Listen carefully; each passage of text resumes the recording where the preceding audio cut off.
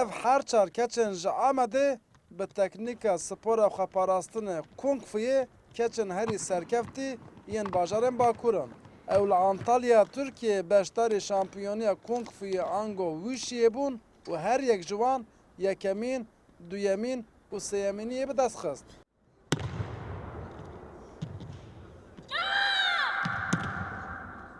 Oya Opçin hêj 11 salî ye. 4 caran ji temenê xwezidetir madalya bi dest xistine. Herî dawî ji Antalyayê jî bi 4 madalyayan vegeriya. Niha çavên wê li şampiyoniya cîhanê ye. Çilha madalya me Antalya yekekam du hewzî duhem girt. Hedefê min şampiyonê dünya cîhanê bim. Ez ji xwe gelek bawerim. Her yek ji van sporvanên Kung Fu'yê bi dehan madalya bi dest xistine. Ew rekor li ser rekoran dişkênin. Tenê yek armanceke wan heye, navê xwe û navê bajarê xwe li hemû cîhanê belav bikin. 4 madalya me girt û ez dixwazim navê me û navê Amedê ve ev.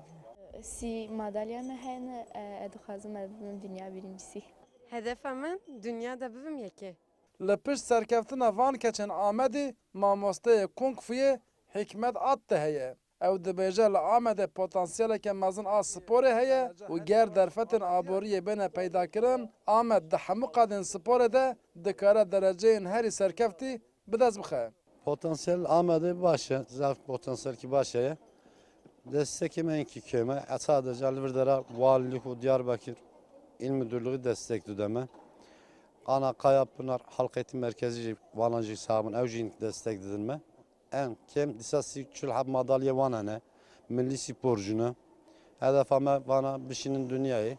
Bütün dünya şampiyonu inşallah.